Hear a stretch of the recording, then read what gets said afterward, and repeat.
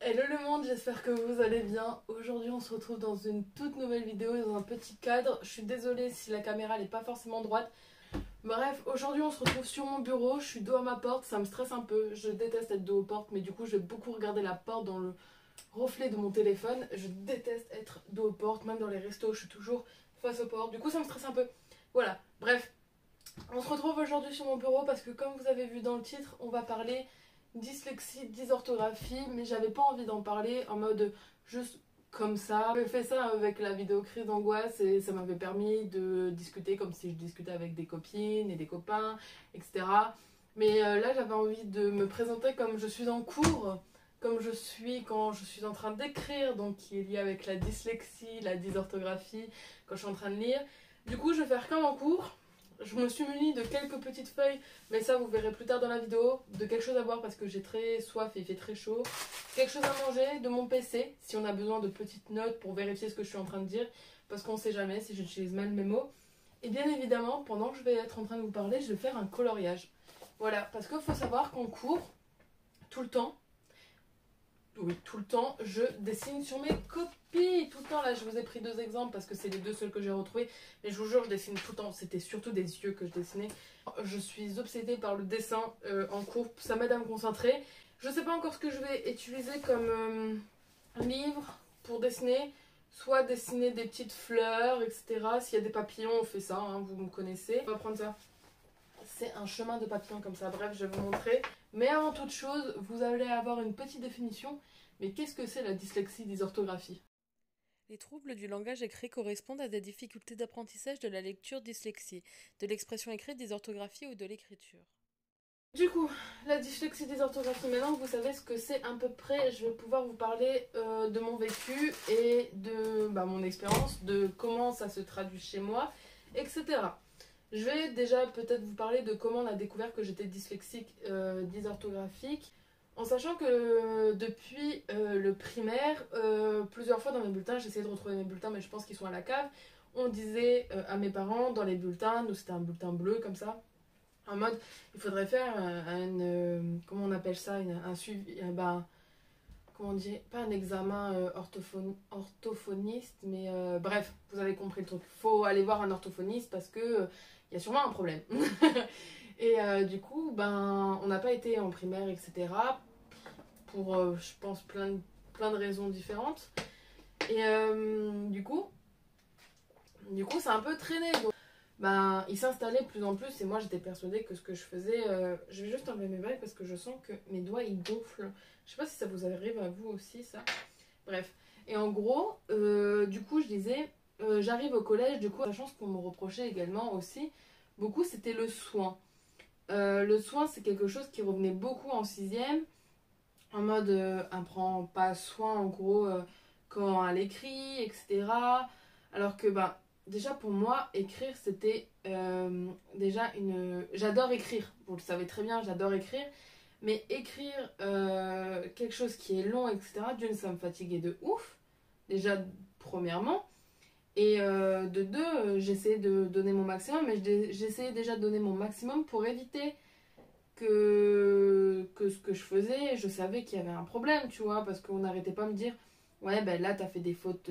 Bref, j'arrive en cinquième, et bref, vous savez, au collège, il y a les fameuses dictées. Et ceux-là, ils m'ont hanté, je détestais les dictées, vraiment, jusqu'au moment où on m'a mis ce PAP, mais je vous en parle plus tard. Mais je détestais au plus haut point les dictées. C'était vraiment quelque chose qui me donnait de l'urticaire.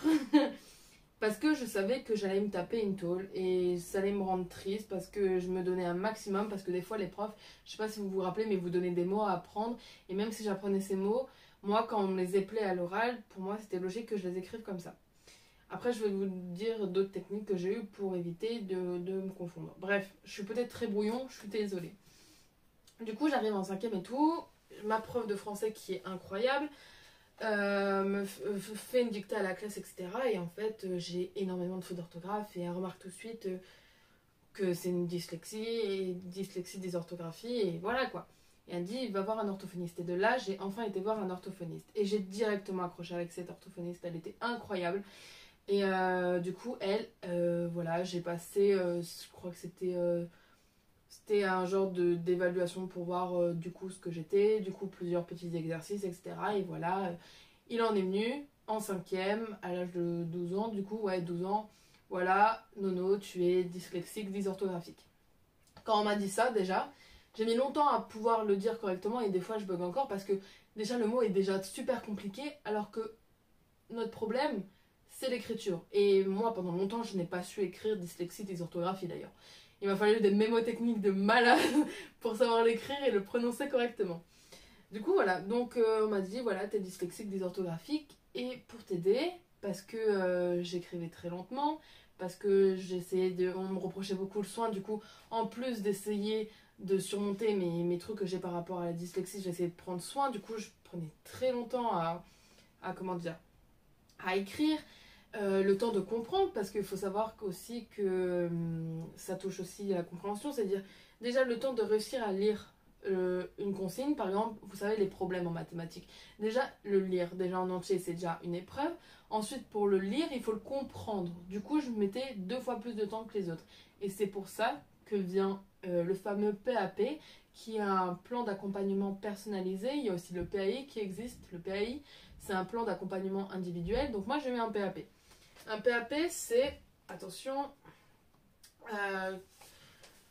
quelque chose qui t'accompagne pour les cours et qui t'accompagne également pour les examens tels que le brevet, le baccalauréat. Je ne sais pas comment ça se passe dans les études sup, mais voilà. Donc moi, mon premier PAP a été mis en place en quatrième parce que c'était en cinquième, tout était, voilà, mais mon premier PAP a été mis en place en quatrième. Du coup, voilà. Là, je vous ai sorti les petites feuilles qu'on a signées, etc. Du coup, voilà. Quatrième, j'ai mon PAP et du coup, ils voient ce que tu as besoin par rapport à ta problématique. Par exemple, quand on est dyslexique ou dysorthographique d'ailleurs, certes, on peut partager la même chose avec 2 personnes, mais ces 2 personnes peuvent le vivre complètement différemment. C'est-à-dire que là, moi, je vous raconte mon expérience et ma vie autour de la dyslexie, dysorthographie, mais ça va peut-être être vécu totalement autrement avec une autre personne. Il faut retenir ça. Et en gros, je sens que je vais pas beaucoup le colorier parce que je parle beaucoup avec les mains. Du coup, voilà. Donc moi, ce qui m'avait mis en quatrième, en tout cas, c'était limiter la copie. Parce que moi, le temps que j'écris déjà, par exemple, imaginons l'introduction, ils sont déjà tous passés à autre chose. Certains profs m'imprimaient les cours, mais ça, je viendrai plus en détail après sur le, comment dire, le contact avec les profs et les élèves par rapport à la dyslexie, dysorthographie. Il y avait également le fait que, par exemple, si je pouvais faire un travail au CDI, ben, que je pouvais imprimer mon travail et le rendre en photocopie. À nouveau, ça dépendait des profs, hein, ça dépendait de la motivation. J'ai eu de la chance de tomber sur des profs incroyables par rapport à ça d'ailleurs. J'ai eu le droit à un tiers-temps. Le tiers-temps m'a sauvé tellement de fois, mais je vous jure. Du coup, comme je vous disais, je mets beaucoup plus de temps à écrire, je mets beaucoup plus de temps déjà à comprendre, à essayer de lire correctement les trucs, ainsi de suite. Du coup, ben, je mettais plus de temps que les autres. C'est-à-dire que ce que les autres faisaient une évaluation en 1 heure, moi je le faisais en 1 heure et demie, par exemple. Donc voilà. Donc j'ai le droit à un tiers-temps. Aussi bien pour le brevet que pour le baccalauréat. J'avais eu le droit également au dictat à trous et c'est ce que j'ai le droit au brevet. Et ça m'a sauvé la vie. Mais quand je vous dis sauver la vie, ça m'a sauvé la vie. Parce qu'il y a des mots, franchement, quand ils éplaient le truc et que moi je les voyais écrire, je les aurais jamais écrits comme ça. Ok, donc c'était hyper pénalisant et du coup j'ai le droit à des dictats à trous. Et ça m'a sauvé toute ma scolarité. Et c'est de là que j'ai appris à aimer les dictées. Et ça m'a aussi appris à travailler sur d'autres choses qui me paraissaient super compliquées. Ils avaient dit ne pas trop l'interroger pour lire devant la classe. Ça, j'ai réitéré toutes mes années. Qu'est-ce que c'est concrètement pour moi la dyslexie dysorthographique et qu'est-ce que ça a joué sur moi et comment je l'ai vécu. Comment je l'ai vécu mal. Parce que il faut pas oublier que moi en primaire, du coup, eh ben, on savait pas. On savait clairement pas pourquoi je faisais autant de fautes, pourquoi j'étais si fatiguée alors que franchement c'est pas du manque de motivation. On peut pas dire que c'est du manque de motivation tout simplement parce que je bosse plus pour comprendre la même chose que les autres. Je sais pas si vous comprenez. Les autres vont comprendre d'un coup alors que nous, par exemple si les autres ils comprennent en 10 minutes, nous on va peut-être comprendre en 20 ou en 30. Et encore, c'est gentil ce que je dis. Du coup, voilà, c'était très compliqué niveau des autres, parce que même niveau de la lecture, etc., quand on me demandait de lire, j'ai toujours adoré lire. Faut savoir ça, j'ai toujours adoré lire, mais lire devant les autres, c'était plus compliqué. Parce que moi, lire tout seul devant mon livre, essayer de lire, essayer de comprendre, lire 10 fois le même truc, ça me dérangeait pas. Parce qu'il n'y avait pas ce jugement, il n'y avait pas ce regard de l'autre, et j'ai toujours adoré lire, même si j'avais des difficultés. Et franchement, ça, je crois que mon orthophoniste m'avait dit que c'était bien, etc.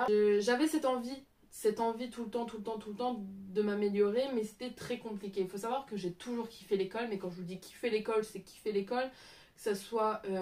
En fait, je kiffais l'école au niveau de l'apprentissage. J'ai pas toujours eu de bonnes relations, de bons échanges relationnels avec les autres. Du coup, des fois, je détestais l'école, mais pas pour le fait d'apprendre, mais pour le fait d'y aller, en fait. Vraiment, l'apprentissage, c'est ce qui m'a toujours passionnée. J'ai toujours aimé le fait que c'est un endroit où on apprend des choses et on a la chance d'apprendre des choses. Et du coup, j'ai toujours trouvé ça ouf. Et vraiment, moi, mes cadeaux, vraiment, ma mère m'offrait des cahiers de vacances. J'étais heureuse, vraiment, je pleurais de joie pour avoir des cahiers de vacances. C'est bon pour vous? Je pense que vous pleurez de joie quand vos parents oublient les cahiers de vacances.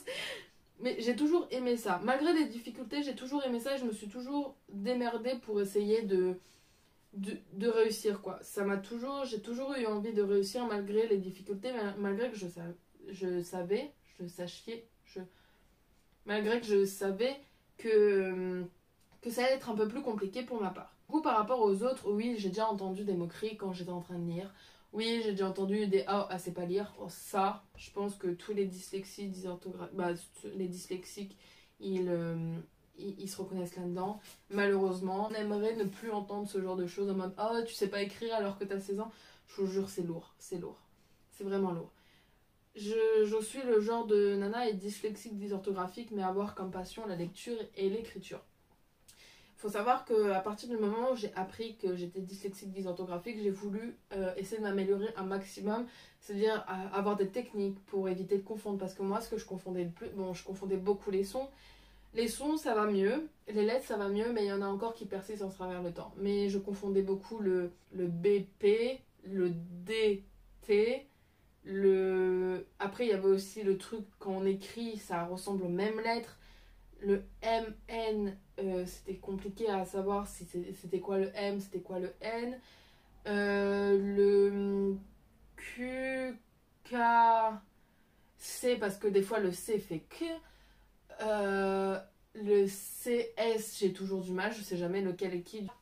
Aussi au niveau des O, parce que dans la langue française, le O peut s'écrire E-A-U, peut s'écrire O, peut s'écrire A-U, et voilà. Donc c'était compliqué ça aussi. Après, il y a les lettres muettes, plein de choses comme ça. J'avais beaucoup de mal avec ça, et puis la lecture, bon, voilà. Je suis très brouillon dans cette vidéo, je suis vraiment désolée. Je crois que avec ma... Comment dire? Avec ma... Je trouve plus le nom. Orthophoniste, elle a dû quitter l'endroit où elle me prenait en consultation du coup orthophonique pour aller autre part. Voilà, ce qui est normal, c'est son évolution, nanana et tout. Sauf que moi, j'ai jamais eu le courage de reprendre rendez-vous avec une autre parce que celle que j'ai eue après, donc qui l'a remplacée, j'ai pas du tout accroché. Ça m'a un peu perturbée parce que j'avais tellement accroché directement avec elle que je comprenais pas pourquoi j'arrivais pas à accrocher avec l'autre. Et du coup, j'ai complètement arrêté. Je me suis dit, là, c'est bon. Elle t'a donné vraiment beaucoup de bases pendant un an et demi, je crois. Du coup, là, c'est à ton tour de gérer. Tu vas tout gérer en autodidacte. Tu vas défoncer le game. Voilà, je me suis vraiment dit ça. J'avais 14-15 ans et je me suis dit, ok, c'est bon, tu vas tuer le game et tu vas réussir à gérer tout ça toute seule. C'est un gros boulot. C'est un gros boulot parce que je suis encore dessus, etc. J'ai une ancienne amie qui m'avait donné un livre avec des mots qu'on peut rattacher à des images parce qu'on parle beaucoup d'images, j'imagine beaucoup de choses autour des mots pour pouvoir les retenir. Ça, c'est une technique que j'ai eue également. Ce que j'ai eu aussi également, c'est que pour la lecture, je me suis découverte une passion pour l'oral grâce au fait qu'on a favorisé beaucoup l'oral pendant le collège, etc. Par exemple, quand je faisais les verbes irréguliers au collège, on me disait les verbes irréguliers en allemand par exemple, j'allais dans le couloir avec la prof et je lui disais les verbes irréguliers. On l'a fait quelques fois ça. Et du coup, bah, j'avais pris cette aisance à l'oral qui était vachement cool et vachement bénéfique pour moi parce qu'en plus je faisais du théâtre avec le club théâtre du collège également. Donc en fait, j'avais tout pour m'aider à essayer de réussir grâce à l'oral. Tout ce qui est... Il faut savoir que je suis quelqu'un de très stressé, du coup, ça je vous l'ai déjà dit, bon, si vous ne me connaissez pas, je suis quelqu'un de très très très très stressé. Et du coup, ben, même si ça me stressait, tout ce qui était exposé et tout, je kiffais de ouf. Je kiffais de ouf. Ça me faisait peur le regard des autres et tout, parce que je me disais, vas-y, si je trébuche sur un mot et tout, nanana, c'est la merde. Mais au final, je me disais, vas-y, c'est un des trucs que tu gères le plus, tu dettes ça à chaque fois, t'as toujours des bêtes de notes en oral, en exposé et tout, vas-y, dettes ça. Et j'ai pris tellement confiance en moi que cette année, j'ai beaucoup participé, même un peu l'année dernière, au niveau de l'oral à lire. Parce que je me suis chopé des techniques pour essayer de lire à l'oral. Alors par exemple, je me chopais des techniques de suivre au près les lettres avec les doigts. Alors peut-être ça fait un peu bébé pour certains, mais moi je m'en contrefous parce qu'au moins moi ça m'aide. C'est le plus important pour moi. Ça m'aide et du coup je lis comme ça. Et sinon je me suis chopé des techniques également pour lire, également au niveau de mes mains pour les sons, etc. Alors ça c'est peut-être bête, c'est très particulier, j'ai l'impression d'être la seule à le faire. Mais quand je vais lire, par exemple, il y a certains mots que je vais faire avec certains gestes pour pouvoir lire mon texte comme il faut, en tout cas à l'oral. Par exemple, quand je vois, par exemple, là, par exemple, pour le beaucoup, le E-A-U, je sais que ça fait O. Bah, maintenant, je sais que ça fait O et que voilà, ça fait ça comme mot. Et du coup, quand je vais lire, très souvent, je vais faire ça. Mais ça me forme un O. Mais genre, c'est instinctif en fait. Quand je vois cette suite de lettres, et ben, je vais faire ça. C'est des choses qui m'aident. Voilà. Pour écrire comme technique, c'est de faire comment dire, des mémotechniques grâce aux mots. Alors ça, c'est très personnel. Je pense pas que tu peux le faire, genre conseiller. Bon, après, je pense que quand tu le conseilles et que les gens, ça leur parle direct, ça peut les aider. Mais par exemple, notre prof de 5e, du coup, de français, nous avait dit nourrir, si vous savez pas si c'est 2 R ou un R, dites-vous que vous vous nourrissez plusieurs fois dans la journée. Donc, c'est 2 R. Mourir, c'est que un R parce qu'on meurt qu'une fois. Donc, vous voyez que c'est des trucs tout bêtes comme ça. Et puis, moi, je le fais avec plein d'autres mots qui m'aident à savoir si, par exemple, c'est un D ou un T. Si, voilà, c'est des choses comme ça. Et je fais pareil pour l'anglais et l'allemand. Il faut savoir que j'ai des grosses lacunes en langue. C'est quelque chose qui me suit et je pense qu'il me suivra toute ma vie, les grosses lacunes en langue. Mais d'un côté, j'essaye. C'est ça le plus important dans tous les cas, c'est d'essayer. En langue, j'ai vraiment des lacunes de malade. C'est que j'ai 19 ans, je ne sais pas me présenter en anglais. Là, par exemple, j'avais eu 6 sur 20. Là, j'avais eu 6 sur 20. Voilà, c'est là-dessus que je vais rebondir. Car tu as réinvesti des idées vues en cours, mais il faut les organiser. L'organisation des idées, ça c'est très compliqué. Et pour quelqu'un qui veut écrire un livre ou un truc comme ça, c'est encore plus compliqué. Ça me donne encore plus de taf. Parce que j'ai plein d'idées en même temps et je sais pas forcément comment dire, les mettre comme il faut dans l'ordre pour que ça donne un truc bien, etc. Quand je parle de la logique, etc., par rapport à la dyslexie des orthographistes, j'ai cette impression-là que moi, quand je vais arriver à un point B, par exemple, je pars du point A et je vais arriver à un point B, vous voyez, je vais faire comme ça. Je vais aller dans plein de sens pour arriver au point B. Alors que les autres, ils vont juste faire comme ça. Et moi, j'ai l'impression que je vais devoir faire plein de choses. Mais il y a aussi des choses que j'ai l'impression de ne pas percevoir de la même façon. Donc, c'est plein de choses comme ça qui font que je m'aperçois au fil du temps que la dyslexie des orthographies, ça me suivra toute ma vie. Quand j'ai appris du coup que j'étais dyslexique dysorthographique, j'écrivais déjà dans un carnet, les journaux intimes, tu connais, et ben j'ai tellement, dans ma tête, j'étais tellement matrixée par le fait, attendez, il faut que je le fasse de l'autre côté, j'étais tellement matrixée par le fait que je voulais me faire plus de fautes d'orthographe, que je voulais d'être ça, que je voulais gérer et tout, que quand j'écrivais dans mes journaux intimes, c'est que j'avais, ça c'est mon journal, ok, ça c'est mon journal, ça c'est un dico. J'avais vraiment mon journal intime avec tout ce que je ressentais que j'avais envie d'écrire, et j'avais le dico. Et du coup j'écrivais et quand j'étais pas sûre, je prenais un crayon papier, je le marquais, j'allais vérifier. Ouais, mais à l'époque dans ma tête de petite fille, je sais pas ce qui s'est passé, j'avais vraiment pas envie. Alors que maintenant, je me dis si je fais des fautes d'orthographe, c'est pas de ma faute, j'essaye de faire de mon mieux, c'est le plus important. Mais je me donnais vraiment ce mal-là d'écrire, etc. Mais moi quand je la lis comme ça, je m'en rends pas compte de mes fautes. Du coup, à quoi ça me servait de vouloir écrire? Mais je pense que c'est mon côté un peu perfectionniste et mon côté un peu, je voulais d'être ça sur tous les points. Et des fois, pour la lecture, je me forçais à lire à haute voix. Parce que je me disais, si je lis à haute voix, ça va m'entraîner et ça va éviter que les autres enfants ils se moquent. Et du coup, bah voilà. Ça m'est arrivé quelquefois des petites moqueries comme ça. Mais en fait, ces moqueries-là, ils me touchaient vraiment moins que les moqueries sur le physique. Je sais pas pourquoi, dans ma tête, j'arrivais à distinguer le truc de... ça arrivait pas non plus à m'atteindre de malade quand on me critiquait sur ma lecture ou sur mes trucs. Alors oui, ça me faisait quelque chose, mais ça m'atteignait pas autant que les critiques sur le physique. Alors qu'aucune critique comment on dit, aucune critique ne doit être faite dans tous les cas. Je n'avais pas à recevoir de critiques sur ma façon d'écrire, etc., sur ma façon de lire, etc. À nouveau, le soin, je vais en parler, c'est quelque chose qui m'a beaucoup matrixée. Parce qu'on m'a tellement fait de remarques sur le soin, sur dire elle écrit pas bien, c'est pas beau, elle prend pas soin de sa feuille. J'ai très soif maintenant à force de parler autant. On m'a tellement mis ça dans le crâne de putain, elle fait pas d'efforts, alors que mon Dieu, qu'est-ce que j'en faisais des efforts, que l'écriture, ça m'a obsédée de vouloir bien écrire pour qu'on me dise, mon rêve c'était qu'on me dise t'écris bien. C'est peut-être bête, mais dans ma tête, c'était super important qu'un jour on me dise t'écris bien. Et en fait, je me suis entraînée comme ça pendant des heures à écrire, à me faire une écriture correctement, parce qu'en plus, en primaire, on avait remarqué que je tenais mal mes crayons. T'écris mal, que moi, je voulais écrire bien. Je me suis lancé ça dans ma tête moi-même. Alors, je faisais des lignes d'écriture, mais des lignes, et encore des lignes. Je me refaisais tout l'alphabet 1000 fois, et si ça me convenait pas, je refaisais, parce que je voulais que ça soit bien. Que le soin... moi, je suis fatiguée, j'ai pas envie de prendre en compte le soin, etc. Donc, si c'est pas propre, tu vois. Mais moi, ça m'a matrixée, parce que ça me touchait beaucoup qu'on me dise quand même, en fait, venant des profs, parce que j'ai toujours, en primaire et tout, j'adorais parler aux profs. Même au collège, j'adorais parler aux profs.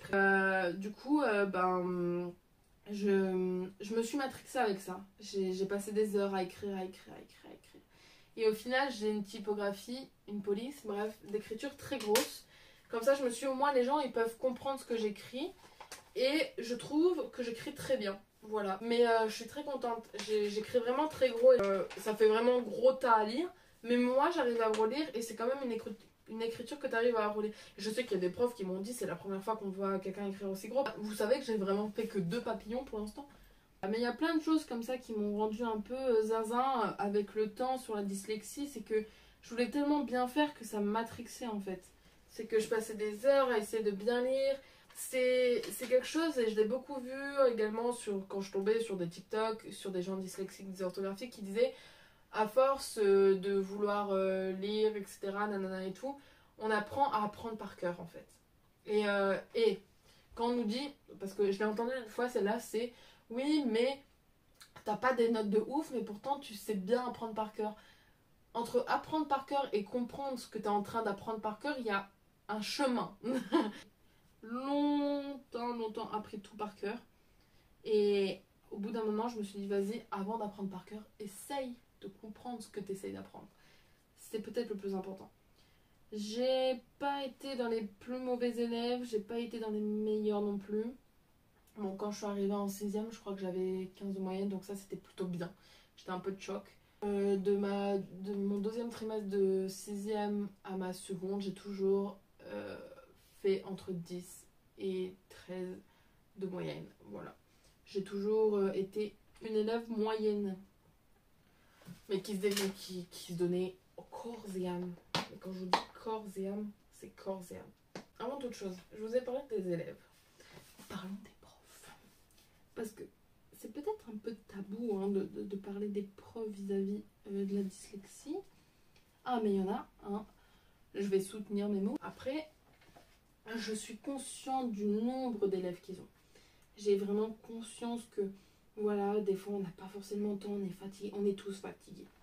On est tous fatigués. Et franchement, juste faire un petit effort, franchement, ça nous aide de ouf. Mais il y en a qui ne voulaient pas le faire. Alors, en plus, quand on combine quelqu'un de dyslexique, dysorthographique et qui fait des crises d'angoisse, oh, je vous jure que les profs, des fois, ils se pensent un peu tout permis. Hein. Mais bon, j'ai eu de la chance de tomber sur des très bons profs. Et cette année, et l'année dernière, particulièrement. Alors même s'il y avait des profs qui qui comprenaient pas ou qui voilà, ils prenaient en compte que voilà, j'avais des difficultés, que c'était comme ça et pas autrement, et ils me considéraient. Et j'ai eu des profs incroyables, comme ma prof d'SVT cette année en termes. Par rapport à ma dyslexie et dysorthographie, c'est que par exemple pour les contrôles, je vous ai pris un petit exemple parce que vraiment un amour vraiment incroyable. En fait on était plusieurs 10 dans la classe, 10 c'est tous les 10 parce qu'il y a aussi 10, je vous les marque tous là, bref. Et du coup elle me photocopiait en plus grand les évaluations avec une autre typographie, ce qui m'aidait déjà à mieux voir les énoncés. Ça franchement c'est pépite, les profs comme ça, je vous jure c'est pépite.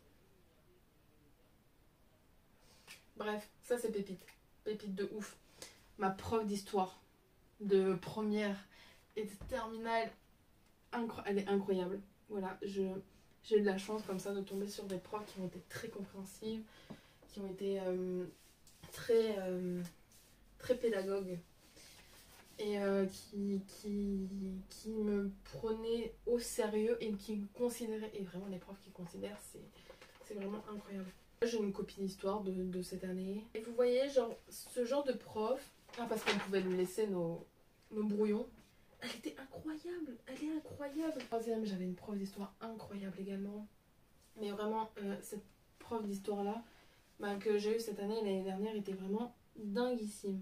C'est très pédagogue, très à l'écoute, très humaine.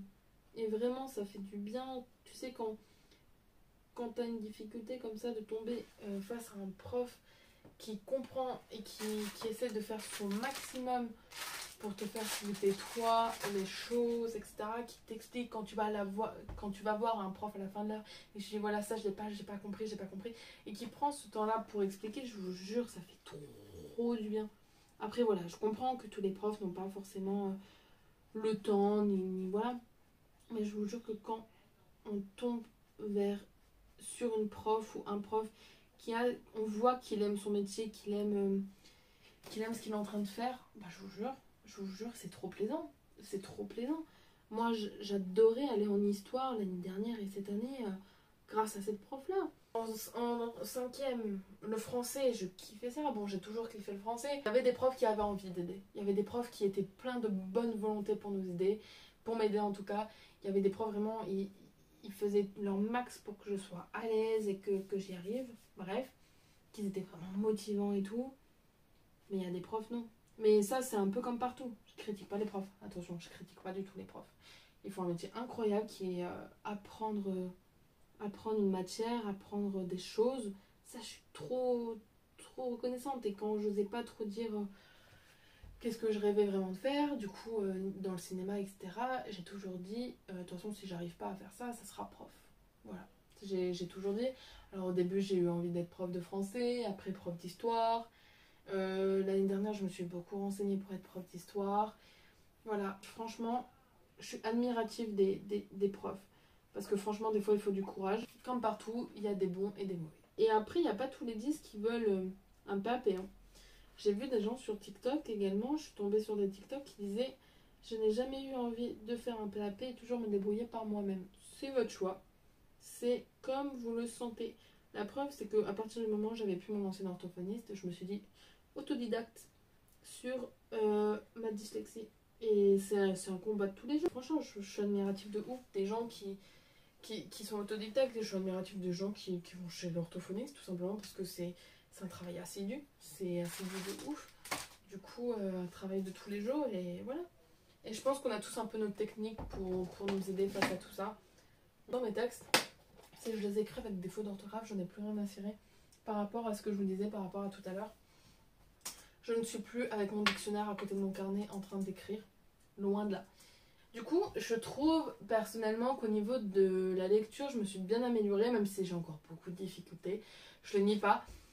Et quand je fais mes textes oraux, par exemple sur ma chaîne, j'apprends mes textes par cœur. Ça c'est nickel.